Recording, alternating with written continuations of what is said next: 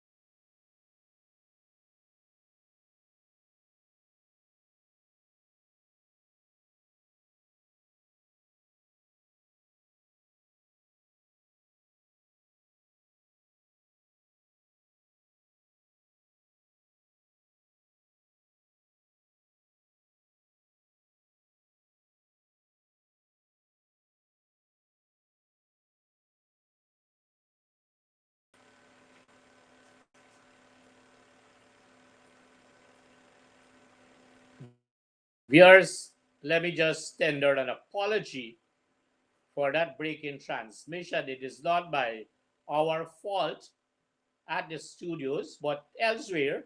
But we would contend with that. And so I was saying before we were cut off, so to speak, that before I give you the order of the presentation, this program would wish to say that from the last program last week to this one this week, we would have been able to receive from every single region of this country, from ministries and agencies, budget agencies, so to speak,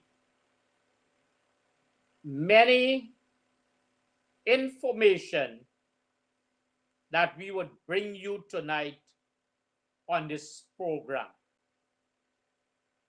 You know, this period of time or the span of time we have on this program, it is difficult for us to be able to cover the content therein. And therefore, we would have selected and prioritize, so to speak, areas in which we want to focus. And so the order of the presentation would be, we would deal with some education matters, we would deal with matters related to health, and we are going to deal with some general issues. And so let us, at this very beginning, deal with education issues. Issue number one is a very serious situation in the schools and regions across this country as it relates to tremendous overstaffing. And there's a rule, so to speak, about overstaffing. And once schools are overstaffed, then the head teacher of that particular school, the head of the Department of Education in the particular region, can be surcharged. And so if we have head teachers who sit and allow their schools to be overstaffed, then it is an indictment on the part of head teachers. Once upon a time, once there was been an extra unit sent to any school that is already adequately staffed, those good head teachers would not turn away the teacher, but would say politely to that teacher to report to the Department of Education for further instructions. This is not happening. And so while some schools are understaffed in this country, there are many schools that are overstaffed. And therefore, this program is calling upon the various departments of education to rationalize staffing in such a way that when our head teachers make the recommendation, they should be able to guide the head teacher. But then there's an upward system. And that system says that the head teacher would so declare a vacancy or the number of vacancies. And they are divided into two: junior vacancies and senior vacancies. And so in the junior vacancies, it gives the head teacher the opportunity to be able to say to the departments of education that these vacancies exist at the school. If this does not happen, and there's an encouragement on the part of a teacher, knowing well that a school is fully staffed, then the rule should come down which says the head teacher should be surcharged. Let this program make it known that the program has enough of information to confirm that all the secondary schools, 80% of the nursery schools, and 90% of the primary schools in Region 2 are tremendously overstaffed. And it is an indictment on the part of head teachers. It is an indictment on the part of the entire Department of Education. And mind you, in Region 2, there is a Teaching Service Commission representative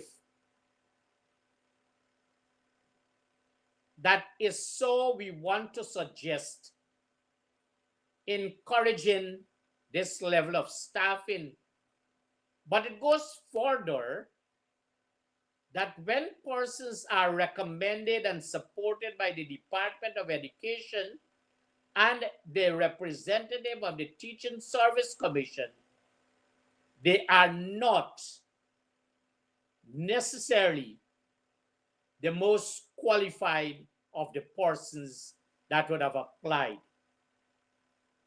And there is a level of discrimination as it relates to the employment of teachers, not only in Region 2, but very many regions, based on friends, families, and favorites. This program is going to come to that later on as it relates to that kind of employment. And this is very discriminatory to have this done. And so what is it that these head teachers, the departments of education, and in Region 2, the Teaching Service Commission representative is saying to our learners that are adequately qualified with mathematics and English at grades 1 to 3, coming from very poor families, families that are in need of having their children employed, and they have a desire to become teachers, have a desire to train as teachers, and they cannot be able to be employed. This program is saying and bringing it to the attention of all taxpayers of this country that there is total, and if the evidence is needed, this program can bring, I can call the names. Right now, this program can announce the names of persons who would have been employed and they were not the best qualified persons, but can show the association of to whom they were relatives of, or who they are relatives of. But we are going to deal with that on this program later on. So that is an issue as it relates to overstaffing. And so here is where this program is going to make the point that in schools where head teachers have their children, we can name the schools, we can name the head teacher, we can name the student, the person that is being employed, are selected, recommended, despite the fact that these schools are overstaffed, but because their parents are the teachers of these schools, but woefully inadequately qualified as against other persons who are very much in need and cannot get it, but would have been recommended despite the fact is the school is being overstaffed tremendously. And so here is where the head teacher should be surcharged. The district education officer of the particular level, whether it's nursery, primary, or secondary, should also be surcharged for not ensuring that staffing needs are based on vacancies. And the redo of these regions, especially Region 2, because the redo also would have had in the employ of this region, this same Region 2, her siblings that are not adequately qualified as other persons. And not only that, the schools to which they were placed were already overstaffed. And so this is a situation where discrimination is taking place, where head teachers and the Department of Education are collaborating, so to speak, to cause the poor children of poor families to be discriminated against. And this has to be forcefully brought to the taxpayers of this country. Because if you work out from the nursery school to the time of these learners being presented for CSEC, and the amount of money that would have been spent at nursery, primary, secondary level to cause these children to have better grades than those fortunate to get a job, like the head teacher or the head teachers, their children, and the Red One officers, their children, as against poor parents with their children having better grades and subjects and cannot get the job. This is discrimination, and this program is highlighting it so that taxpayers of this country, and again, this program is saying, if there is the wish for the names of the schools and their teachers to be named and called, this program is willing to do that right now. And any comment this program would see that would want to force this program to give the name, tonight it would come out. It would come out tonight. So that is overstaffing. I want to deal, this program now deals with CPC, Sir Potter College of Education, the training programs that are there. They have about 10 or 11 optional things therein as it relates to the offering at Teachers Training College. 2 weeks ago, this program brought to the attention of all taxpayers of this country an instruction, not a circular, but an instruction, a memo. But this program is going to term it an instruction from the Chief Education Officer instructing all teachers of public and private schools to be registered at all teachers training, well, the CPC in all the different regions and at the center at Turkey. But what was not said in the circular, which would have been an indictment, a shame, a disgrace to what educational standards are at this stage, that for entry into training college, you do not need to be qualified. And I am qualifying that by saying that the circular said, the memo said, nothing about entry requirement to training college. Historically, if you wanted to go to training college, you had to be adequately qualified. And you know, it is time for this program to give some credit or serious credit to the Guyana Teachers Union, the professional development arm of that union.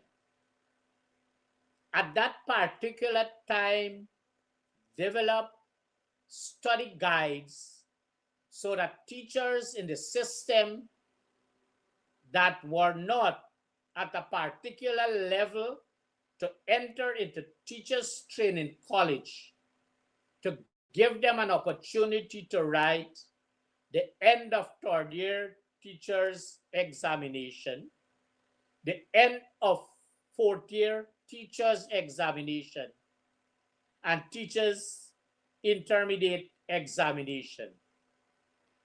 And so once you would have had any of those three with the other qualifications that you entered with into the system, adequately qualified, but these programs made you far more professional and prepared for training.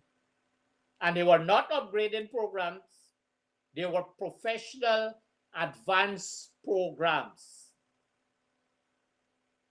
And so that would have been done away with. But credit to the Guyana Teachers Union for offering and developing through its professional arm, development arm, those study guides. And many teachers entered into teachers training college with those additional professional qualifications. That has been thrown through the window. And so there's no more 5 subjects at CSEC at 2 sittings with mathematics and English, grades 1 to 3. I guess the CEO knows that level of entry requirement. And I guess those that they have heading these centers are aware of that, and I don't think they are aware, including the chief education officer. There is nothing of entry into teachers training college to cause. But this is what the circular said, or the memo, that they are going to upgrade these teachers 1 year, for 1 year, and then the next year they would complete the course of study. It is like going somewhere and you don't have to write that examination. So teachers and teachers training college, it is a situation of a free movement from entry to exit, and you get that qualification. This program cannot say whether it is certification, but for the purposes of what the chief education officer would have said, it is for qualification. This program is concerned that that is not certification. Therefore, those teachers that are half-baked, quarter-baked, put into the system after that course of study. Notice this program is not saying course of training. That course of study offered to them, becoming trained teachers regardless of no entry requirement. And the head teachers of these schools that have to take care of them would be in serious trouble, because you can assume that their delivery is going to be very poor. And head teachers, based on the number of records that they have to keep, do not have the time to be able to upgrade courses that the Ministry of Education would say to you would pass through CPCE without any entry requirement, and then complete a course of study, and you have that qualification, but no level of certification. You know who are made to suffer? The learners in the system. Our parents are made to suffer because the teachers are not professionally trained, because they do not have an academic background. That is the level of what the Ministry of Education would have brought teachers training to. in this country. Shameful indictment on the part. And so, what is happening? The question is, parents are asking, what is happening with the education system? But here is one. There were persons who were employed in other regions not adequately qualified. The evidence is anything we see on this program, the evidence is there. Persons that were not adequately qualified were employed in remote and riverine area in Region 3, were brought to Region 2 as part of an arrangement because of some kind of connection in teachers training college. But you know there's no level entry requirement. So what is there? The output is going to be very, very poor.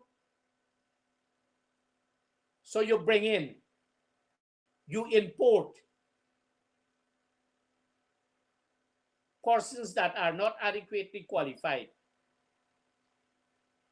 You import them into this region, despite the fact all the schools are overstaffed and there is no Auditor General.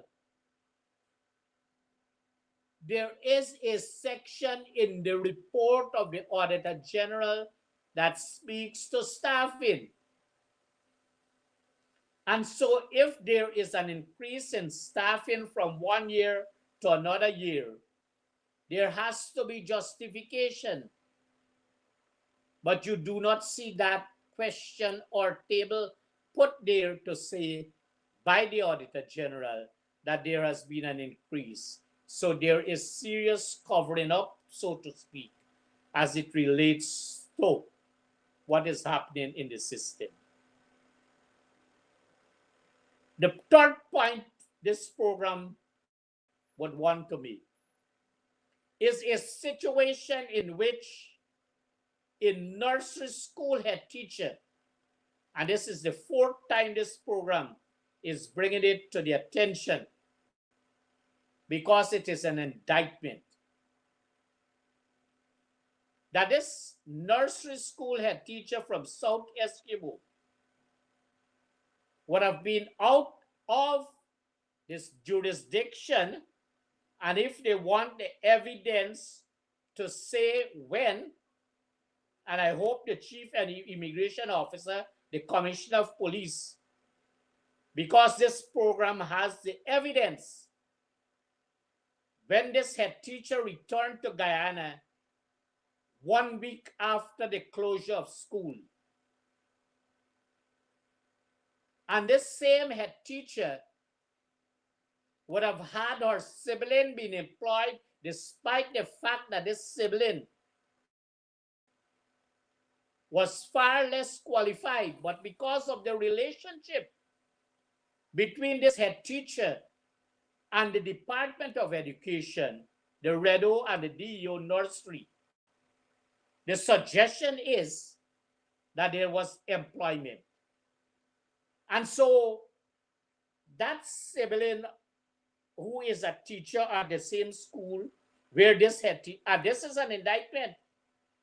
In the last week of school, the last day of school, these head teachers ought to be there. So this program is asking, why is it the REDO is silent on this? Why is it the DEO nursery is silent on this? Because the teacher could not have obtained leave because of the time that this teacher was employed. And if that head teacher would have obtained leave, what leave? This program is asking, causing this head teacher to be out of school in the last week of the closure of school for the academic year to 2025. This is an indictment. And the Redo Region 2 and the DO Nursery, or if they are two DOs, and the particular head teacher of a school, nursery school in South Essequibo, ought to answer the question. Because taxpayers' money would have been used to pay the teacher and the head teacher of the school. This is an indictment. And this program is calling on the Redo. Let this program bring to the attention, and then there's going to be an explanation. This is a circular dated the 20th of May 2008. And this circular speaks to and it is under the hand of the then Chief Education Officer, which says, and I tell you, I was then a regional education officer, so I know what I'm saying. It says, procedures in relation to the acquisition and expenditure of non-budgetary funds, including contingency funds and donations. I want the Redo, the CEO, the Redo Region 2, the DO or the DO's nursery in Region 2. If they have this circular, to read it, because this circular speaks of sanction. And so for the purpose of this program, I'm just going to read two sections, and then I'm going to read a sanction and then make a comment. No head teacher is allowed to keep any non-budgetary funds in his or possession, nor on his her own authority permit any teacher to do so. So no head teacher is authorized to do that, no teacher. The circular is clear. This is the fourth no head teacher. The first one and second one I didn't read. The third one I read just now.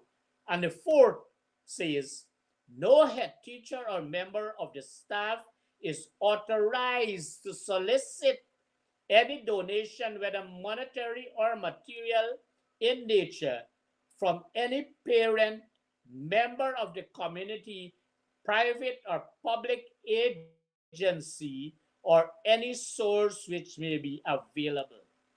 Any such donation to any school must be entirely voluntary and given without conditions.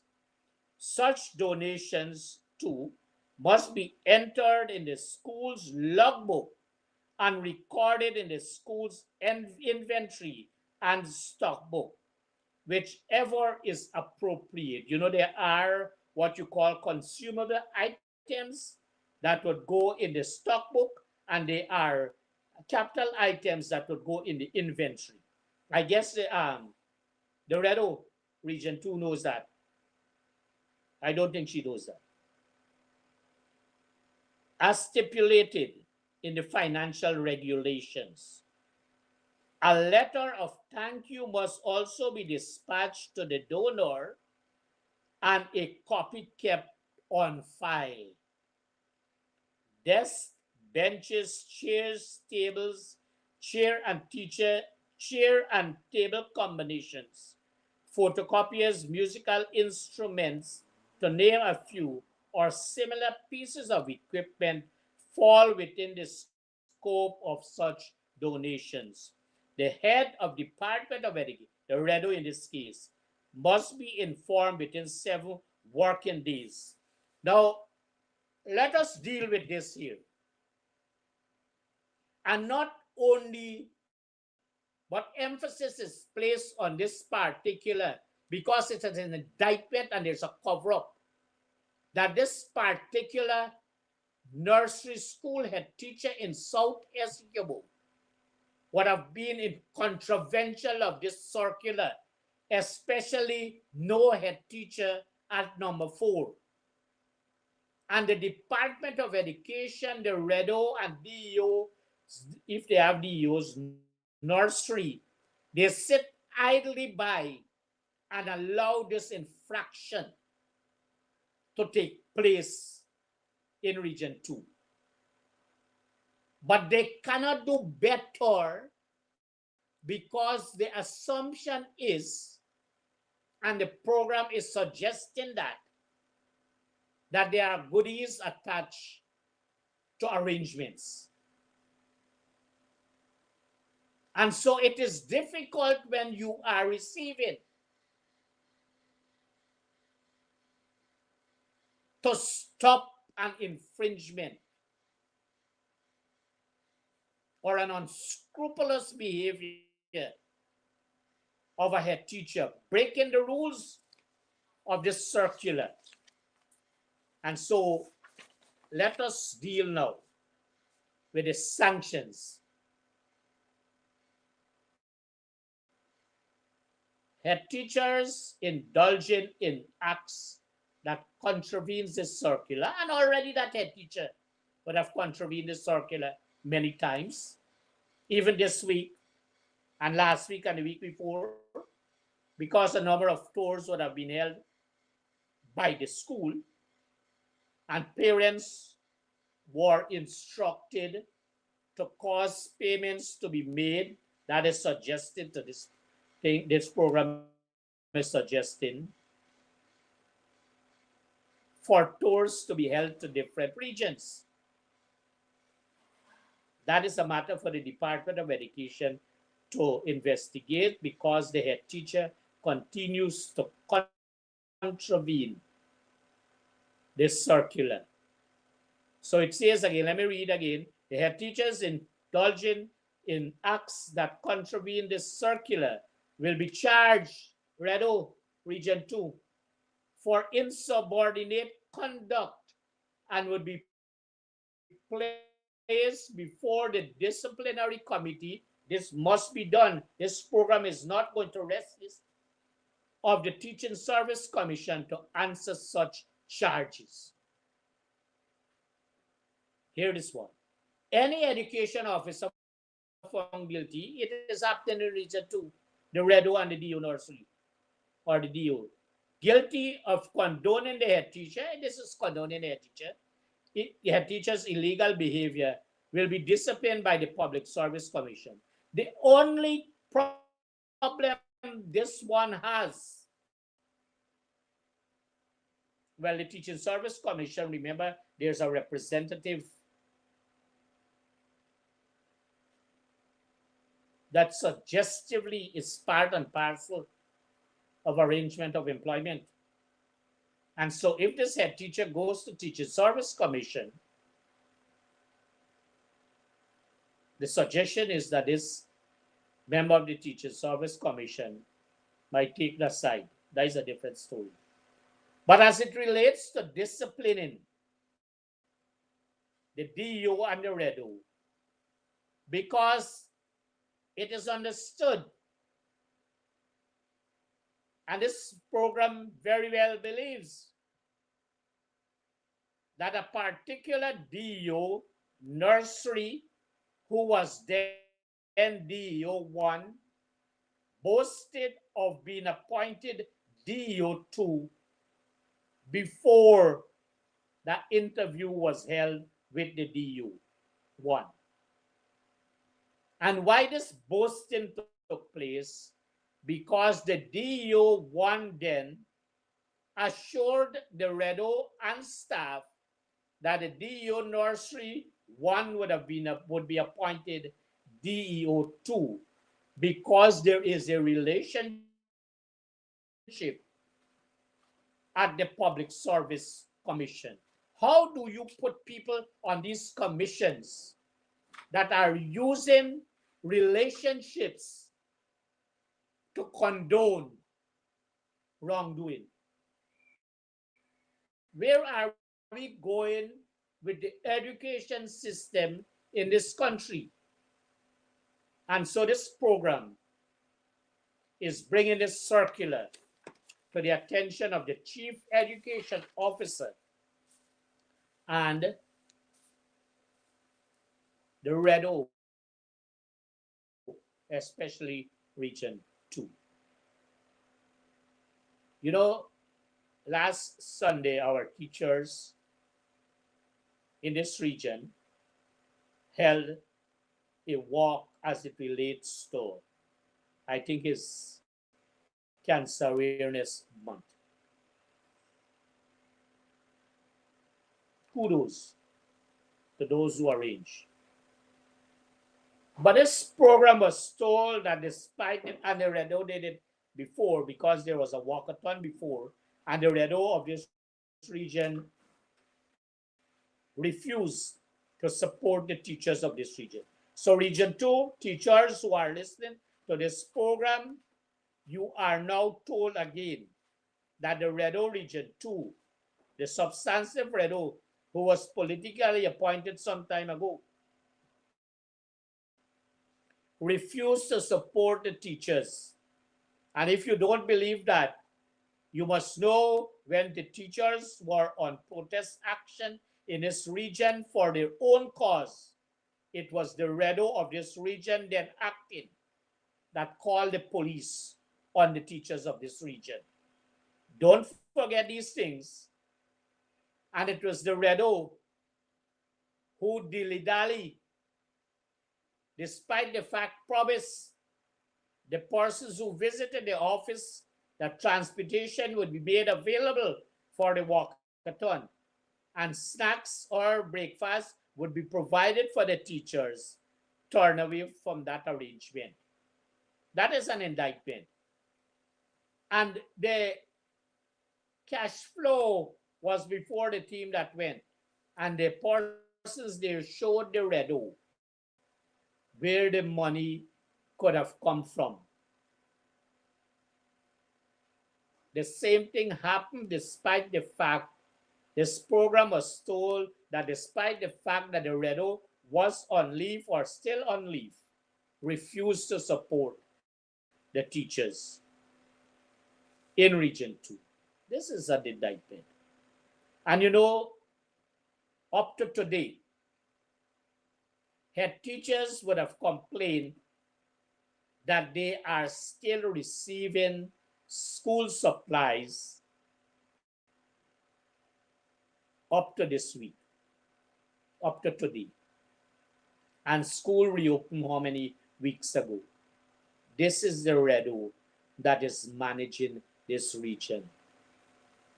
History would have it recorded that this Redo and the one before her, when you put them together, would have been the worst of its set. History would have it as managing education in this region. This is shame and disgrace. And that is why education is at this level, not only in Region 2, but across this country. We have to speak it as it is on this program because the evidence is there. And so schools are now still receiving bad, so to speak. Let us turn our attention to what is known as graduation for TVET institution. That would be the Technical Institutes, Carnegie School of Home Economics, these centers that you have at Lenora, Skeldon, and I don't recall which one, Port Moran, and so. The heads of these institutions, and I can speak again because once upon a time, I was the principal of the Essequibo Technical Institute and the first appointed principal of the Linden Technical Institute. Historically, Linden Technical Institute would have been under the management of the bauxite industry.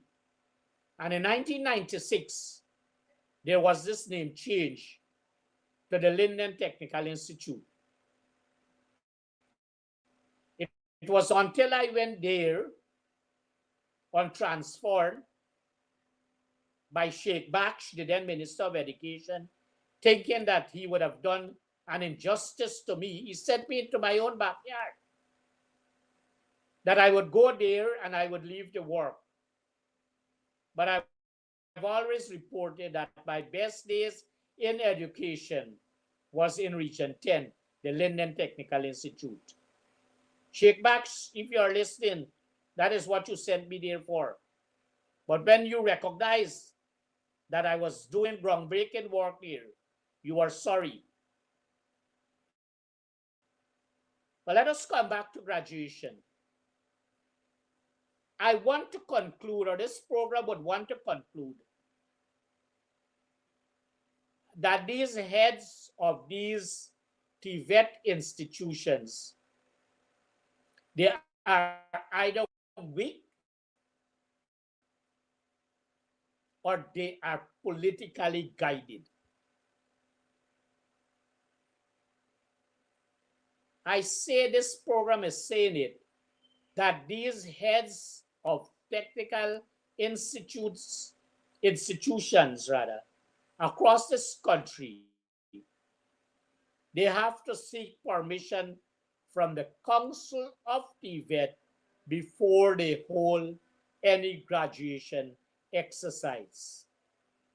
Let this program say to this nation, taxpayers of this country, that the principal, in conjunction with the staff and the board of governors of the particular TVET institution, would make that determination when they would hold graduation exercises, and not the Council for TVET. But I guess the person who is heading the Council for TVET is looking for credit. But this program is saying to these heads of TVET institutions in this country, you have to be bold.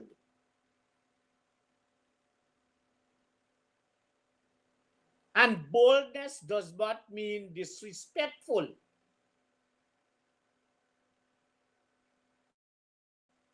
And make your decisions with your board, not the Council for TVET. Chief Education Officer, these institutions are under your charge. And this program would have been told that there is serious conflict between the Council for TVET and the Office of the Deputy Chief Education Officer Technical. Once there is that electric charge between these two units that ought to work together, then technical education in this country is going to continue to be in crisis. Let us program make one point as it relates to this graduation, and we'll off with that. There is this thought, and these schools and their teachers are told that they are doing the CVQ program, the Caribbean Vocational Qualification Program. That is not true.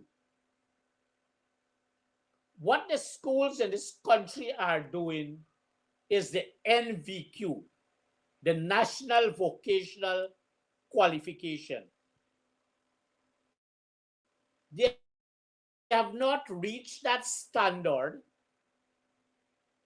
for the CVQ, which is a Caribbean recognized qualification.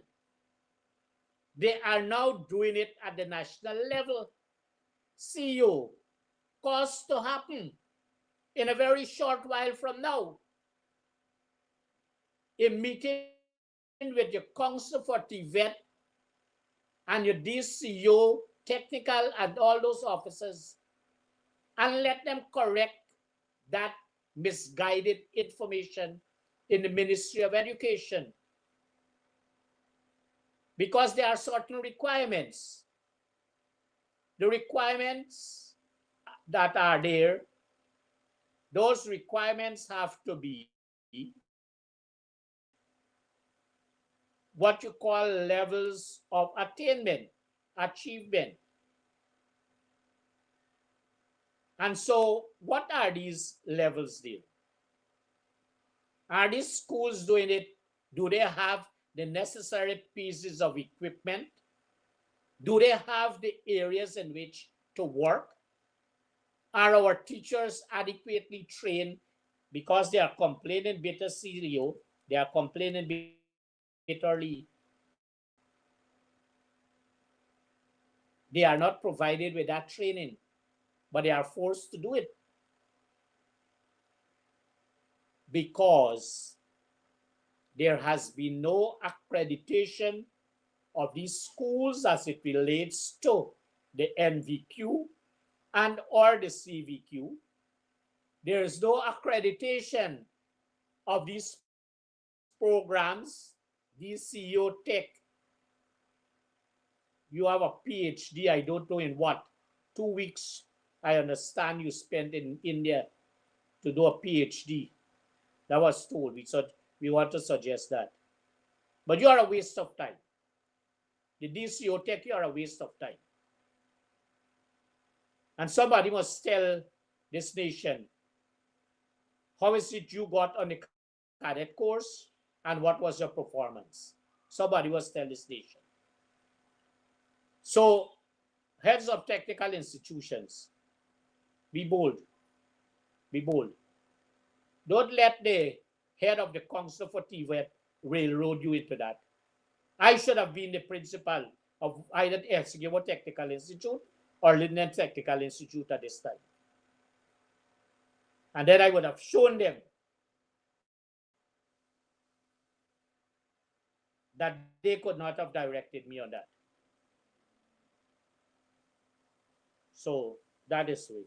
Administrative appointment.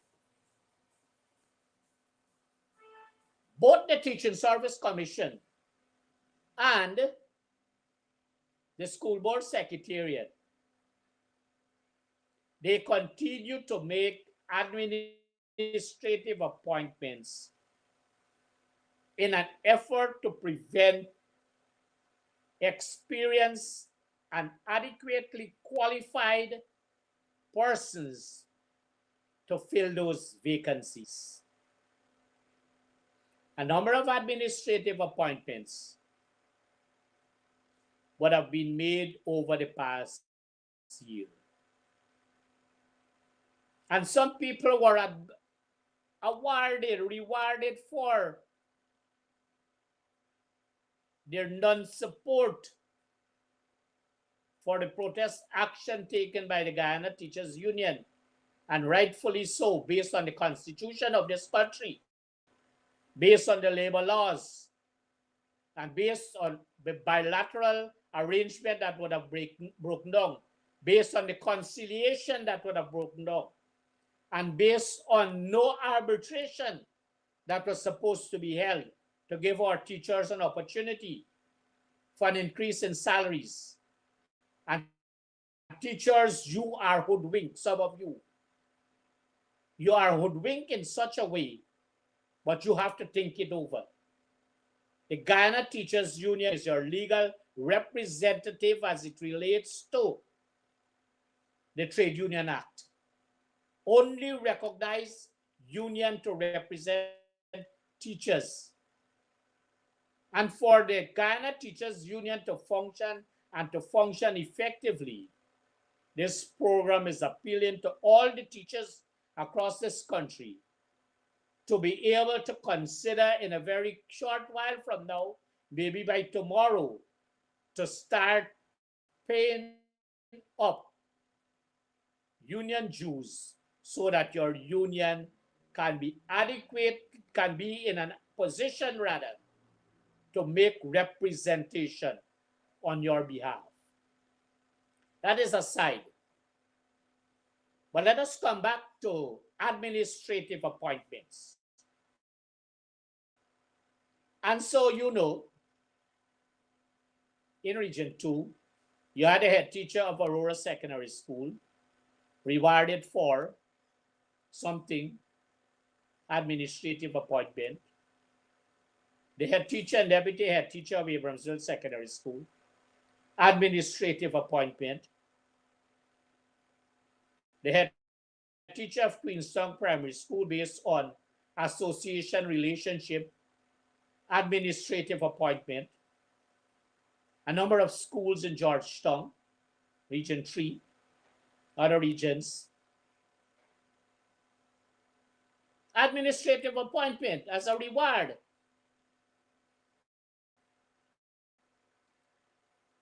In some cases, for betraying the union and teachers of this country. But this program would now wish to place on record and to advise that there are arrangements in place for an administrative appointment to be made in promotion of maybe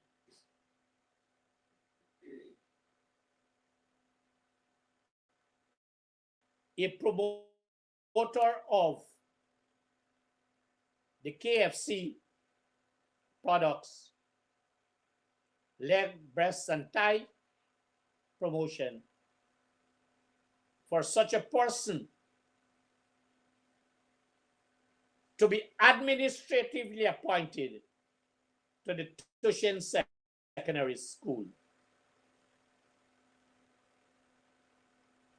Somebody must be bold enough to say to this program that what this program is saying tonight, that there are arrangements to appoint somebody already identified for administrative appointment to Tushin Secondary School.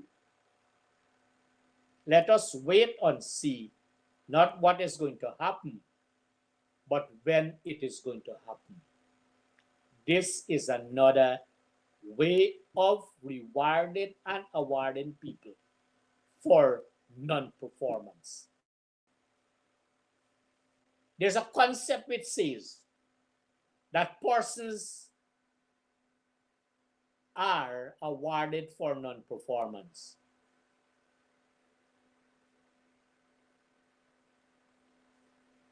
It is happening in Region 2, or it happened then, and people became education officers. They were at primary schools. And so you reward failures.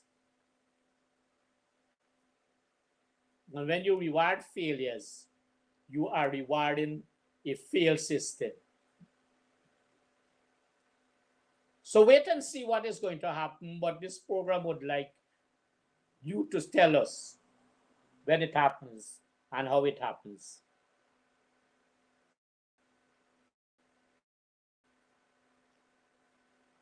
We are closing on matters as it relates to education, but two more.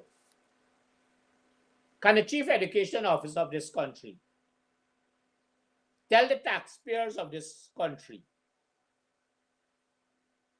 what is the present position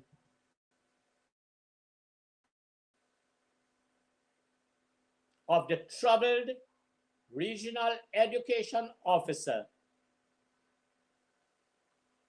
of Region 8? Mind you, that prior to this person being appointed or awarded the position and rewarded for many things as regional education officer, that the CEO must also say to this nation, the taxpayers of this country, of that infraction and indictment as it relates to what this teacher, as suggested by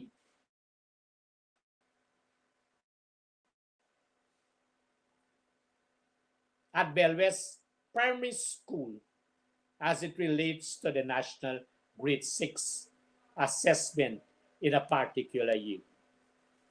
We close on this aspect of the two more about education very quickly and then we close. Parika Salem Secondary is also a school that is plagued by pigeon infestation. And you would have heard the Minister of Education at BV Primary making some very, very uncivilized and maybe unconscious statements, starting with, this is not happening only in Guyana. This is not only to the effect, rather. It is not only happening in Guyana. It is not only happening in BV. Address your situation. And so there was no comfort to the people, the parents rather, the teachers and teachers of BV Primary School. And Education Minister, this program is bringing to your attention. It was because of the activism of the Guyana Teachers Union that a visit was made sometime 2 days ago, and they were able to engage the Department of Education, not the regional administration, because that regional administration, we understand this program is made to understand that the head of administration of Region 3 is a school dropout and a failure. But the Department of Education would have been able to some extent address the issue, but much more to be done, 90% to be done of this pigeon infestation. And then there was a walk across because the two schools are in the same compound, rather, so to speak. And there is serious shortage of pieces of furniture. And again, thanks to the Guyana Teachers Union, as reported by the teachers of those schools, that, and here what they said, 20 combination sets. This is disgraceful and shameful. This is being reactive, and you manage a region, especially education. When you manage a region as a regional executive officer, while your priorities might be for other areas, the two most important would be health and education. But if you do not have an understanding of the functioning of education and health and the regional system, then you are receiving taxpayers' money by default. Ghana Teachers Union, this program is giving you the credit that is due to you for those interventions. The Ministry of Education, this is another point.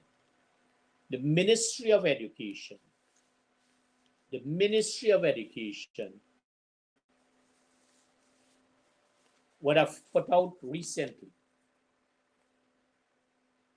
let me just say, Ministry of Education, National Learning Outcomes for Primary Schools, grade 1, Mathematics, Science, Social Studies, and grade 2, same National Learning Outcomes for primary schools, grade 2, Mathematics, Science, and Social Studies.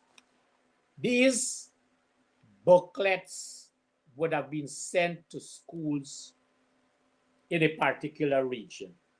Whichever region it was sent to, in a matter of hours, there was this withdrawal of these national outcome, these booklets. And so the question the teachers and the teachers and parents are asking, why is it this withdrawal? And it was suggested by some parents that on the front page of both grade 1 and grade 2, if the photographs are not suitable, that withdrawal would have been made. That is suggested, or that something within the booklet would have caused the withdrawal. This program is saying that teachers, head teachers, and parents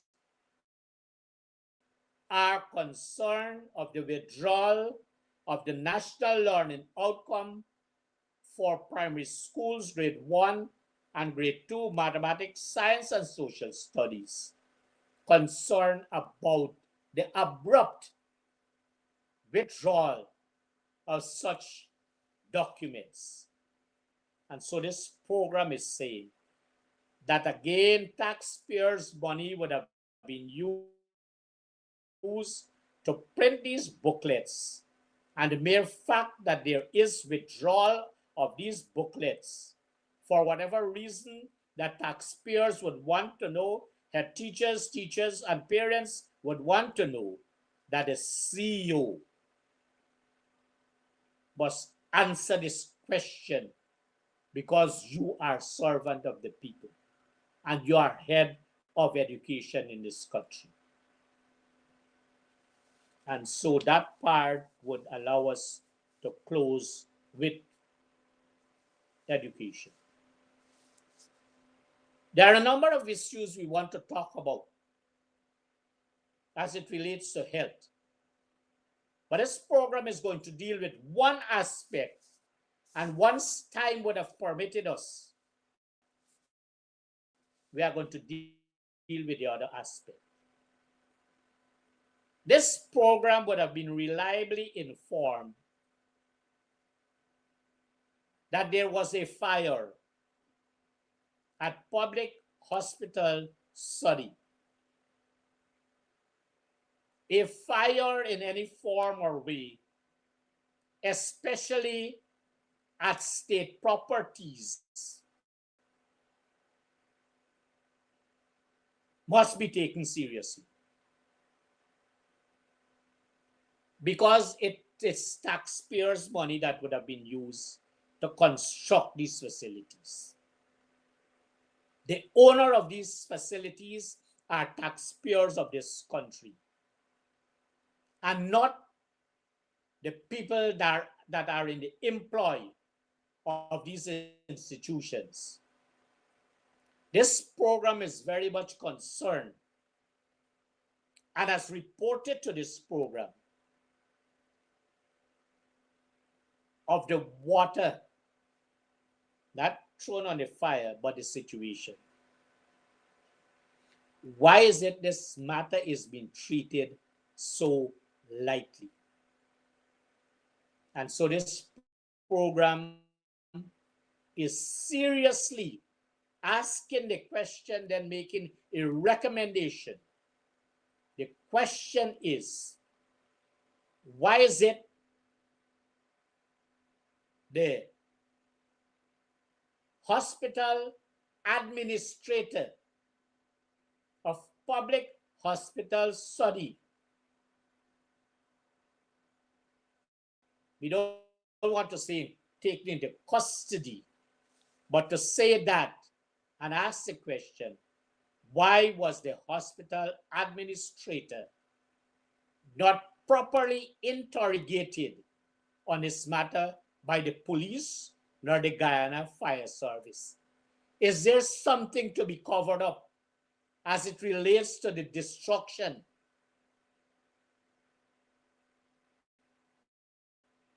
or this fire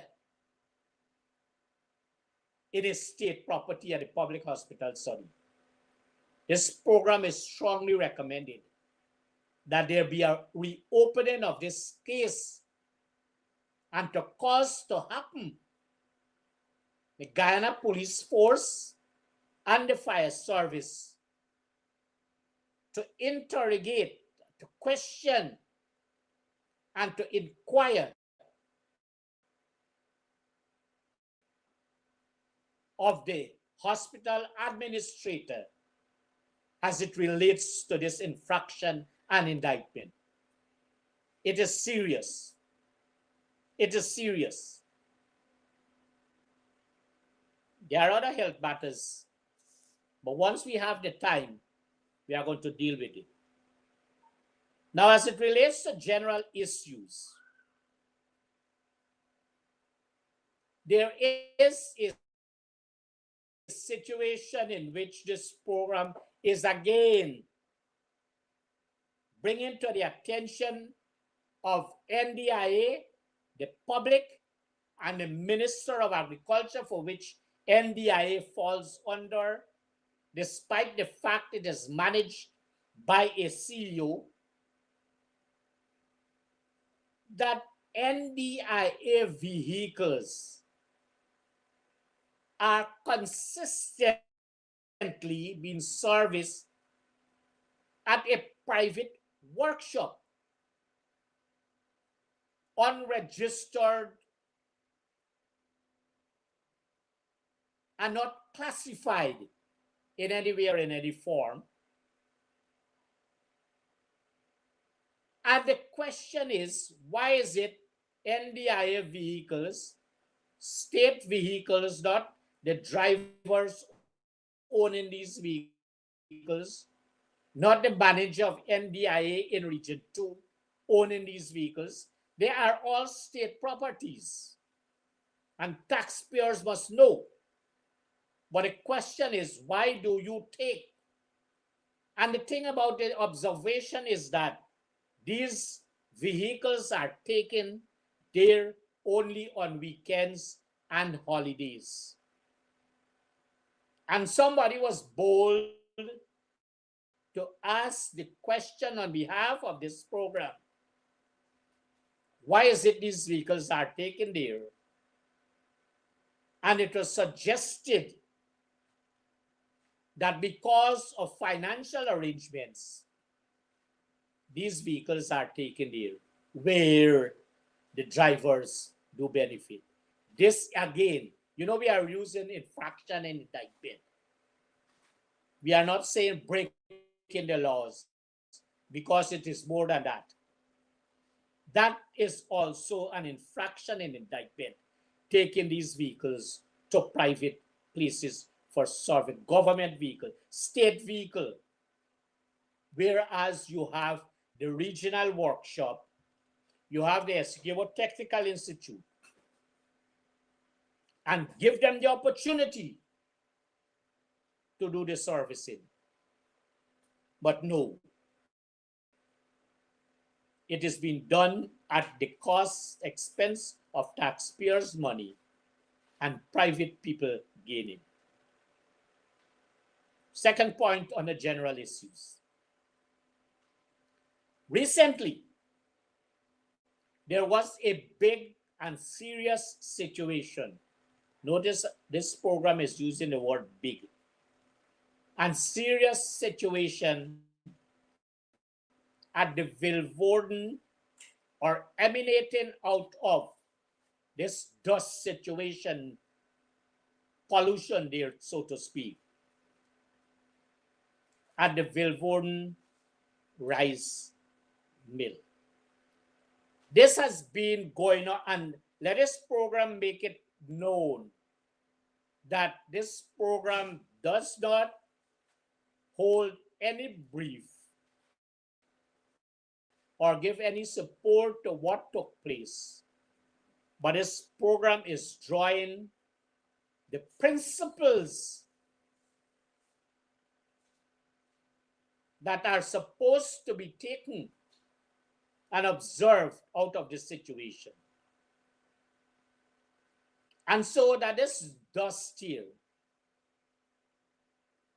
would have been affected 2 villages and maybe 3, Middlesex, Vilvoorden, and Fairfield, the residents, so to speak. And nothing would have been done. These things this program can only conclude that the management, the executive director of EPA, and all the members of staff of EPA who are employees of the state and servants of the state paid by taxpayers of this country would have failed not only the residents of Middlesex, Vilvoorden, and Fairfield, but in every part of this country and in this region. EPA is wasting taxpayers' money.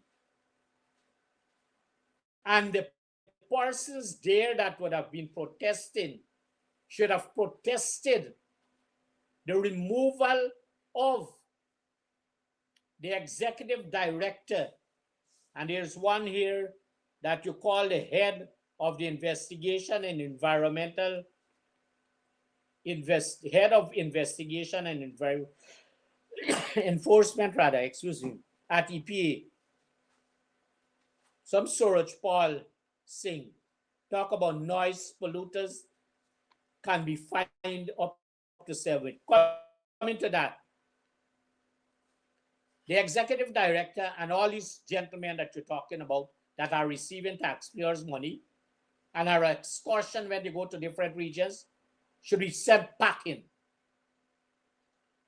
They are the cause of people suffering in this country with noise, dust, and chemical pollution.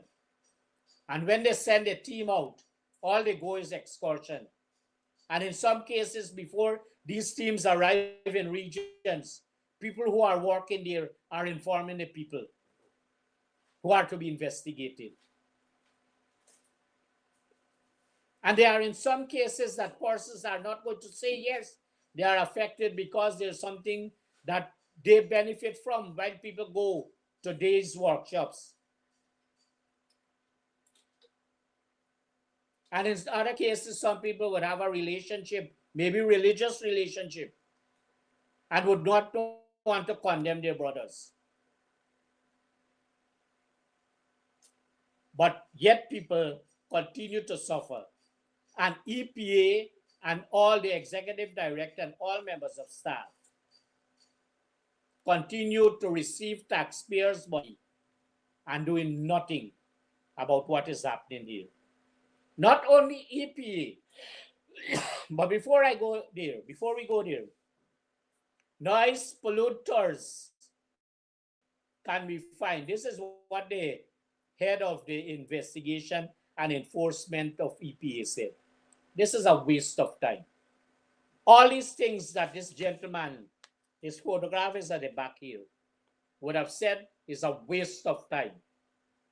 Waste of time. And he's wasting time too because he's collecting taxpayers' money to work with the Guyana police force. Now, the first thing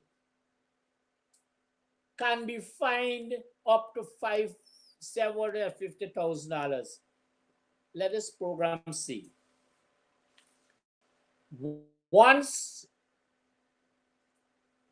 taxpayers, persons who are officers who are paid by taxpayers of this country go to investigate, like the police, once they go to investigate, and there is this fine of $750,000, the likelihood is that these persons from the Environmental Protection Agency listen to the language. The likelihood is that this program would want to suggest that they would be compromised. And so instead of having them go to court to be convinced and be guilty of and pay $750,000 as a fine, once there is a fine, and this is going to be told to those who are very offensive to different communities and persons. Let us settle it at a reduced cost. The situation would continue. Residents are going to continue to suffer. And this is what is happening.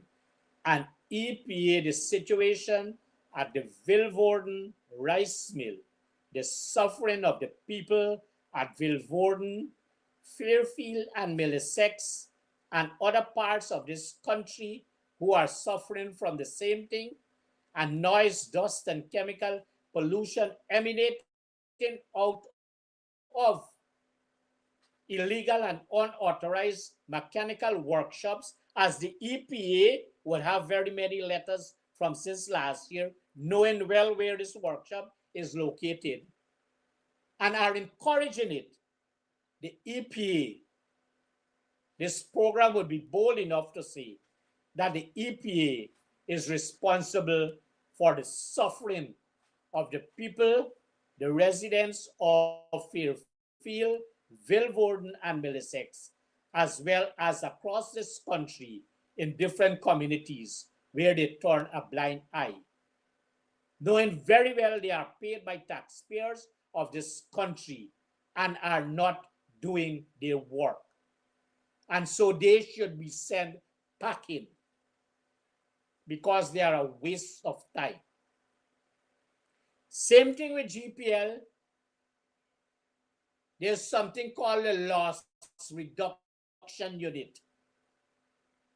And like the $750,000 fine, this program would want to suggest that when this crew would have gone to particular areas and there is this discovery of illegalities and sums of money ought to be paid, the suggestion is that the illegality would continue because there is a settlement. Suggestion: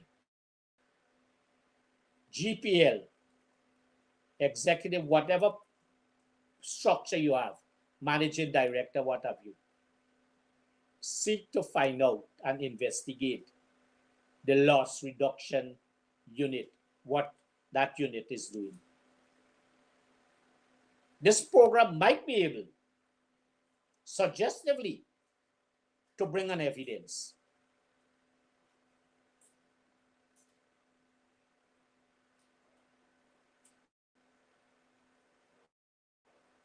NIS and GRA are also, and I'm coming back to the Vilvoorden rice mill story, and all these illegal workshops and what have you, they are compromised in this situation.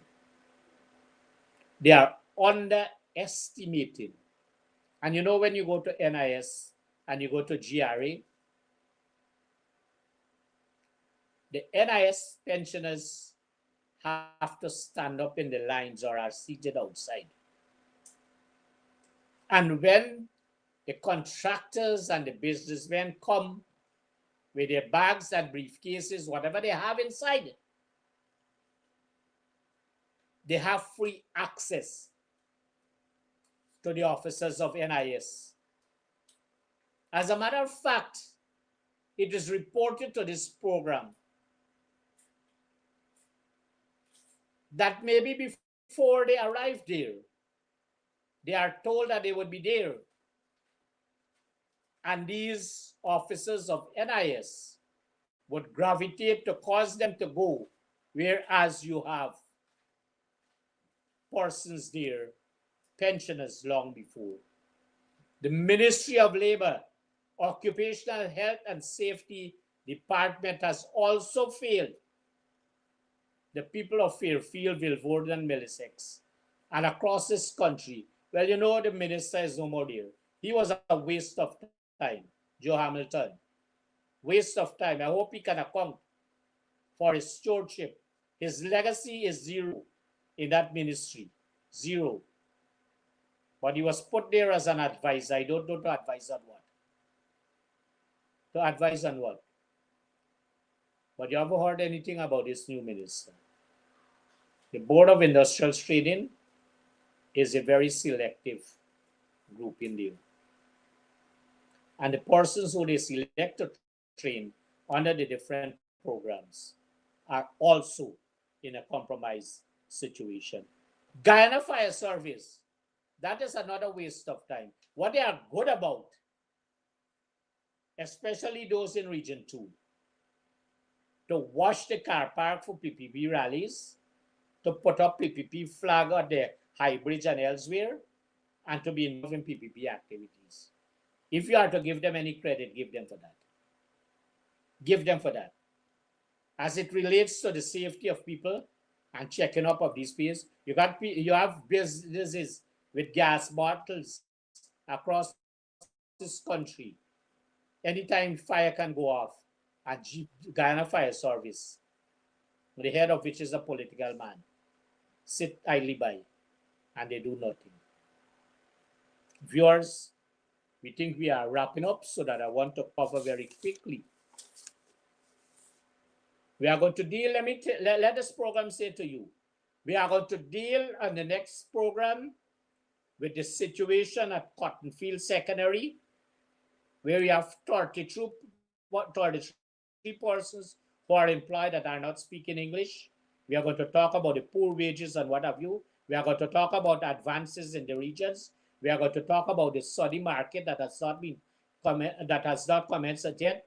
We are going to talk about the Westbury Fund, State House Fund, and we are going to talk about SUNite Fund in the next program. But as we close, let us come back very quickly to say that this program is very much concerned that there is no move in any direction to cause to happen any investigation of the missing items at the Oscar Joseph Cottage Hospital at Charity.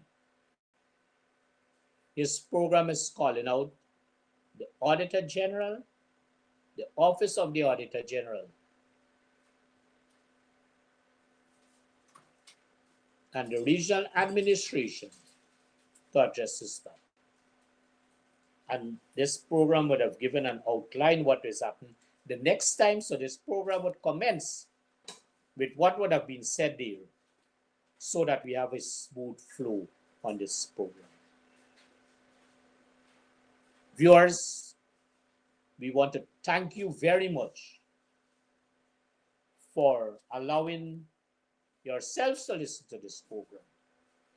And we ask and urge of you to continue to look at this program, to continue to make your valuable submissions as it relates to items that you would want to see on this program. Thank you very much. Good night, and may God bless you.